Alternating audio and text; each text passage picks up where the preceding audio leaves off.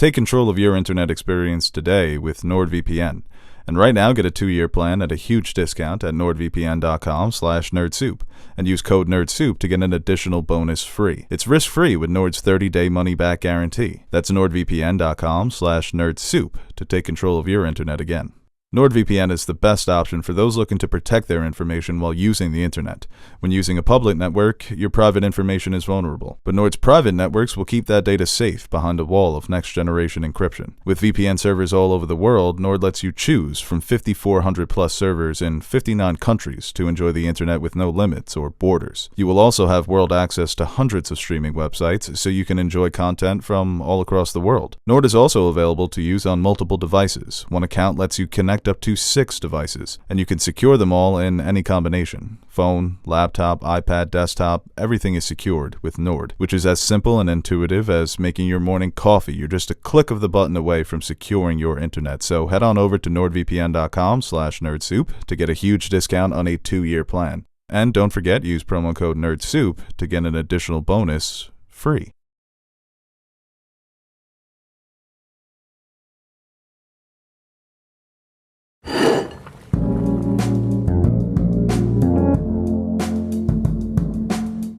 You can trust me. Loki, I've studied almost every moment of your entire life. You've literally stabbed people in the back like 50 times. I'd never do it again. Hello, everybody, and welcome back to another episode of Nerd Soup. I am Aaron, the Nerd Soup Monkey, along here today with Beau to discuss Loki Episode 3, Lamentis. Lamentis. A little play on lament. And mourning, death, grief, the destruction of a planet, right? Wow. Yeah. Put that all together, didn't you? I'm like the third Loki, basically. I'm another Loki variant. And that You'd be a terrible Loki. That's the funny part about this episode is that Sylvie, the variant, she seems like such a more competent version of this character. So in that one scene when she tries to barge in on that woman and she gets her ass blown back, I was like, yeah, that there she is. Yeah, that's a Loki. And then our Loki follows her up and he gets his ass blasted too. I need to stop saying ass blasted. I think you need to say it more. Okay. Yeah. Yeah, I'll make that my catchphrase. Mm-hmm. But overall, it was another fun episode, spending more time. Now, Loki obviously had all those scenes and moments with Mobius, and now he's spending time with Sylvia. And it's weird because you're getting this self-reflection by literally looking at the other version of yourself. So you could find out different things about yourself or maybe how you would react if certain things were different. Right, so yeah. So it's interesting. Yeah, we learned some of the differences. I did miss Mobius, this one, Owen Wilson. Yeah, he's just so delightful. It's like when you see Vince Vaughn do a movie, and you're like, oh, this would have been better with Owen Wilson in it. Yeah. I miss them together. This is the same thing. About halfway through, I thought, I miss Mobius. Yeah. So, obviously, this episode was centered on Loki and Sylvie, the two Loki variants, or I don't know who's who at this point. In terms of who's the real Loki. I'm just going to assume Ragnarok Loki is the real Loki and everyone's just a variant of him. Right, yeah. But, dead Loki. Yeah, R.I.P. But yeah, we got more into them and kind of how we saw some of the differences between them, especially with their mothers, their upbringings, how they developed their powers and magic and things of that nature. So not everything is exact. And we didn't really hear her talk too much or at all about things like Asgard, things like Thor or Odin. So you wonder if they're Loki and maybe just name and mannerisms and personality rather than exact replicas in terms of, the beast Loki that we saw.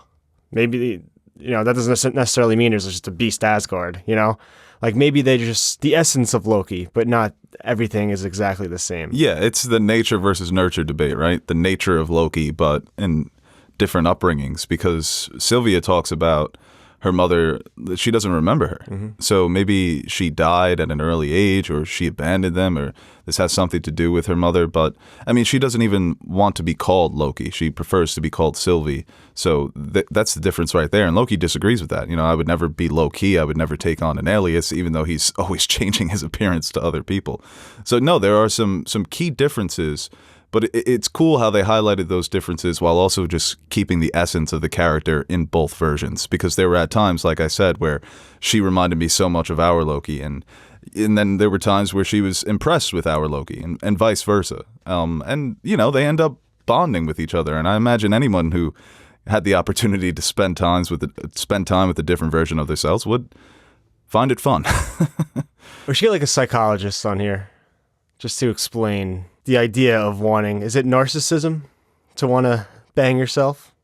Because he definitely wants to bang Sylvie. Yeah, no, it is narcissism. I mean, that. Or is it just a natural reaction to finding someone who is that much like you? Well, they usually say opposites attract, but in Loki's case, it makes sense that he would eventually fall in love with himself. This is the perfect person. There's nothing I would change about you. And we get into that, how, them being royals, that there were options. There were princes and princesses for both of them, but nothing was ever real. Nothing that ever really held them down. So as weird as it is from the outside looking in, this could be the first instance of them feeling that bond of intimacy with another person rather than just a brother or a mom or a dad, But it's very complicated, I would say. But I think they hinted at it more so than it's going to happen. No, I don't think so either. That would be fun. It'd be interesting just to see the internet. I mean, the internet can't handle anything. The way people are thirsting over missed minutes. That's another big omission from this episode. People are going to be furious. Dude, I'm not saying, but Please saying. Don't. I didn't realize that it was Tara Strong voicing her. So you have an icon there. Yeah. But yeah, I don't know if we'll ever see some Loki on Loki action. Missed minutes, man. Oof. What do you think her plan is? Because she says she's been running. Minutes? No, not Miss Minutes. I know her plan. Seduce the internet? The entire fucking every person on every timeline. Do you think she has like hotter times? Like 2 o'clock, she's decent, but when she's got both hands, on like her 3 and 9. That's pretty much porn. Yeah. It's just an alarm clock that goes off. I'm not so sure about Sylvie's plan. I mean, obviously, there's been a reoccurring idea in these Marvel movies, Winter Soldier, Ragnarok, that the flawed institutions shouldn't be reformed. They should just be destroyed. We should just take them down. So maybe that's her angle here with the TVA. She says she's been on the run since she was a young child. Maybe she missed out on, because for a long time, Loki was happy. Thor talks about that all the time. They were best friends. They were doing Get Help. So maybe that's what the TVA deprived her of. But we get that little morsel of all the TVA agents aren't created by the Timekeepers. They're merely variants of their original selves, and they're basically brainwashed into working for the TVA. I mean, the way Mobius talks about it, he's A-okay with his destiny. Yeah, because I think that, well, the TVA is definitely, there's something with the Timekeepers, obviously. They're not just this wholly good organization that keeps the timeline from disrupting. Obviously, that's what they're set out to do, but the amount of power they have and the control over the universe, it is something where there definitely has to be something bigger at stake here. And maybe she is more of an idealist than just someone after absolute power.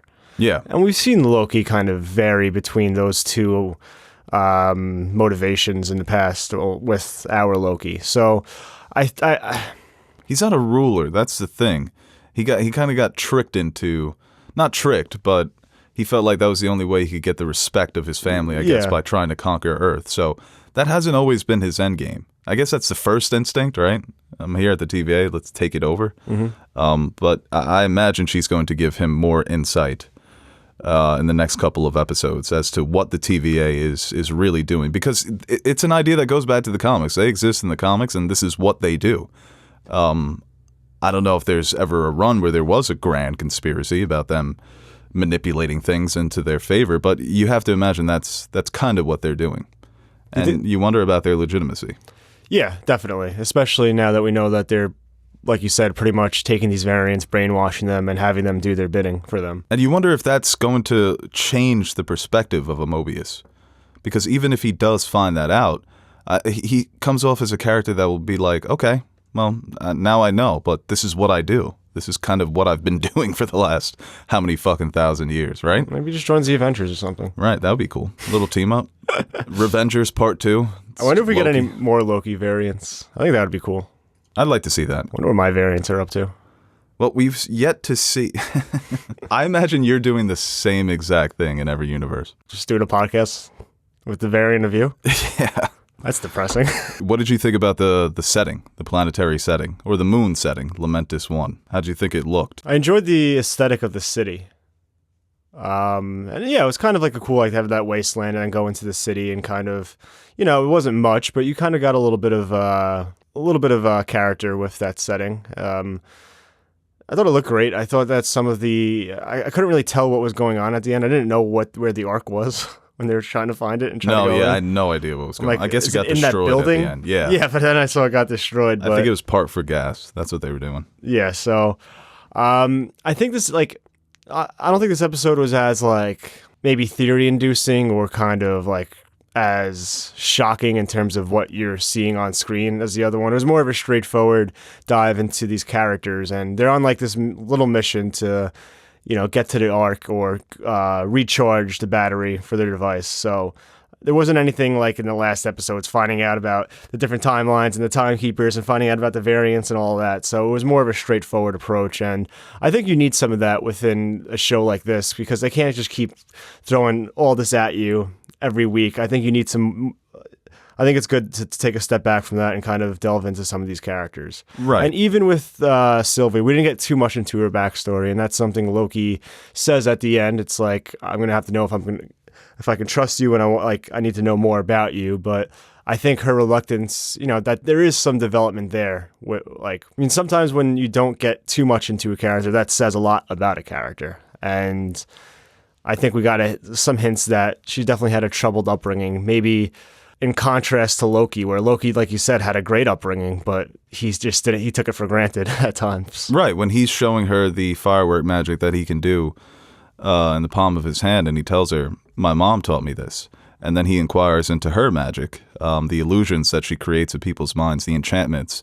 And she says, I learned this by myself. That subtle difference there, that this is one character who was coddled and spoiled by family members, and another one who presumably had to fend for herself, had to teach her a lot of her own tricks. And there are some differences with their magic, obviously.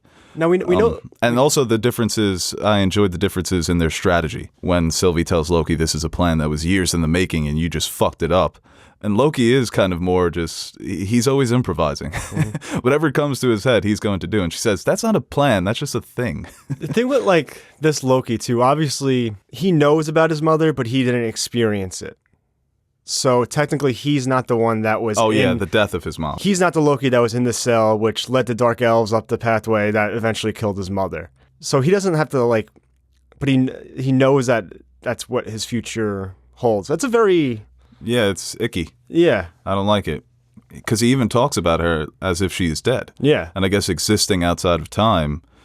Everyone's kind of dead or everyone's kind of alive, but he still holds himself responsible for a thing that he never got the chance to do, but realized that he would do. It's going to happen in the main timeline. Yeah, it's almost worse, because I don't know, you wonder to yourself, am I going to make this mistake again, right? If I did this to my mother, who else am I going to hurt that I love and care about? Mm-hmm. And you would think maybe that would make him reluctant to embrace other people, but he was singing and dancing in this episode, a little liquor, and he brings out the Asgardian accent, which I love in fantasy shows and series when they start singing. And they had the reference to Thor 1 when he throws down the drink. Another. Yes. So he's got some Thor in him, man. He is an Odinson, even though he tries to deny it. And the point about them being adopted, that she found out when she was very young. It's not something that they kept hidden from her. And, even if Odin made the mistake of not telling him he was adopted, in his own way, he was trying to protect him. Mm-hmm. In Sylvie's case, no one made that effort to protect her, and we see what's happened, that she has been on her own since she was a young kid, mm-hmm. and according to her. So those differences are definitely something to keep an eye on as we move forward and see what decisions they come. Because they're fucked at the end of this episode, right? The Ark, the gas station is destroyed. I'm sure they'll get out of it somehow. Yeah, they'll find a way out of it. Because, like I said, we still have yet to see the Loki election pins, Loki 2020. Yeah. Only 3 episodes left, though. Right, only 3 episodes left. And I guess this had the most action, right, out of any of the episodes? I think so. It started off with, some pretty good action in the TVA. And then... Those fucking incinerator batons are scary, man. Yeah. You get brushed with one of those, you're done. Just fucking no longer exist. And I did like how they visualized her enchantment for people with stronger wills, because she said that with people with stronger minds, she has to create a fantasy from their memories, and we saw that in the beginning. Right, yeah, with the TVA agent whose memory was so clouded that she had to go back hundreds of years to them at some random bar. That was very interesting. I thought this was going to be just like a slice of life for Sylvie. Like she's just hanging out. This is her origin this story. isn't Loki. And then at the end, like, oh, that's Loki. Yeah, right. There we go. But I thought the fighting, the choreography was, like I said, as good as any Disney Plus Marvel show has been. I really enjoyed watching Loki piece some people up this time. Yeah, but like he still gets hit too. Like I feel like Loki should be demolishing these people. Like he's fought with Thor. Right, yeah. And their planetary exploits. And then you see him like stop things with his mind and like through his little beams. And then he did the Doctor Strange. Then in other parts, he's just getting like punched by like Jim, who just got out of the security academy. You could forgive the MCU for certain power scaling issues when they beef Captain America when he has to fight Iron Man. Mm-hmm. But with Loki, it is so inconsistent because he's able to throw hands with Thor, and Thor's clearly the most powerful Avenger, but he'll get waxed by Hulk. Whereas Thor can beat up the Hulk. He can punk the Hulk. Doesn't have a chance. But when Loki's fighting Thor, it's like they're tussling, like they're equal strength. It is frustrating, but it's cool to see Tom Hiddleston Loki bond, right? That's kind of who he reminded me of with the suit and tie, or just the shirt and tie. Mm-hmm. And like I said, the choreography was very clean for both of the characters and incorporating hand to hand, incorporating the magic, but it is so goddamn inconsistent. It really is with He Loki. literally just fought Thor on Stark Tower. Yeah, it doesn't make any sense. Like probably 2 days before all this happened. He fucking stabbed him. Yeah. He stabbed him in the gut, and Thor's like, "Ugh, Brother. He did it again. You fucking bastard. Why are you only this strong when you fight me?" And he does have some, I guess there's more of the Tesseract with the enchantment, but. Right, yeah. But that was cool, the differences aren't, obviously, one's a man, one's a woman, but the differences are in their upbringings and the type of magic that they use and the way that they plan out their strategies and stuff like that. The whole objective is to charge the Tempad and get back to the TVA. I thought throughout this episode, eventually the TVA was going to show up, right? Yeah. Because Mobius maybe that's what happens next episode. They are saved by the TVA. It's one of those situations. And I wonder if they do change the mind of Mobius, if they get Mobius to work on their side. Because he looks like, they talked about the memory thing, that the memories are clouded.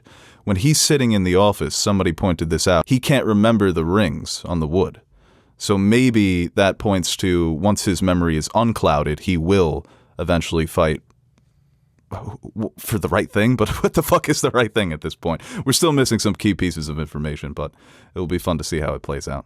Yeah, I mean, the reference to brain freeze where it's the attachment to your brain that gets cut off and you can't remember things. So, yeah, it's interesting. I always like when shows deal with memories and how they could be manipulated. That's why I empty the trash in my memories at least once a month. I start fresh. Keep a lot of space, huh? Yeah. So your fans don't start waving. Tons of gigs left. I'm so glad that I've just taken everything at face value and tried not to think too much about everything going on. It's so much easier to watch, but I've been enjoying this so far, and I really wonder what's going to happen these next 3 weeks. Not just because I'm curious to figure out how the story, but just the scale and how it ramps up, especially leading into the future of the MCU. Because you got to imagine that's the universal impact is going to start really kicking off within these next 3. Yeah, and Feige had those comments that this is going to have the most impact on the rest of the MCU. And even though we've seen some major things, obviously the alternate timelines and different versions of Loki, the impact on the rest of the MCU is it hasn't happened yet. Mm-hmm. So I wonder how they're going to be able to tie in together a satisfying end for this series, because it has been a very interesting look at this character, and you want to give him a good ending because it's been such a good beginning. But how are they going to tie in how this impacts the rest of the MCU? Really excited for episode 4. Yeah, we'll be back next week to discuss episode 4, and later on this week with a spoiler discussion to get more into some of the finer details of the theories that we read online. We're bringing in one of the all-time great experts on everything Marvel, everything conspiracy theories. Marissa's back. Teddy is going to be appearing on that spoiler discussion. He'll get all of his ideas from his brother, so he should come with some heat. No, yeah, that's what I was going for. Damn, we were making some good points in that video. Hey guys, Aaron and Nerd Soup Monkey here. Before we end this video, I want to give a quick shout out to our Patreon supporters. What can I say about you guys that I haven't already said about myself? You are the most important part of the channel and the main reason we keep going strong. Like Beau says, you keep the lights on in the fridge, so the fridge is full. Or something like that. So, from everyone here at Nerd Soup, I'd like to thank you guys for your continued support. If you're interested in joining the ranks of our Patreon supporters, head over to patreon.com/nerdsoup and check out the rewards we offer to our patrons. We recently dropped some new stickers for you guys to check out, or you could choose a tier that will allow you to select a movie, show, or video game for us to review. We've got a full slate of fan-suggested reviews coming your way, and we're really excited about the chance to review some of those movies and shows. We've also got t-shirts, mugs, behind-the-scenes videos showing how we bring our videos to life. And once again, thank you to all our Patreon pledgers who have been supporting us throughout the years. Without you, we wouldn't be able to convert all your pledges into cryptocurrency, so thank you from my future self for making us rich.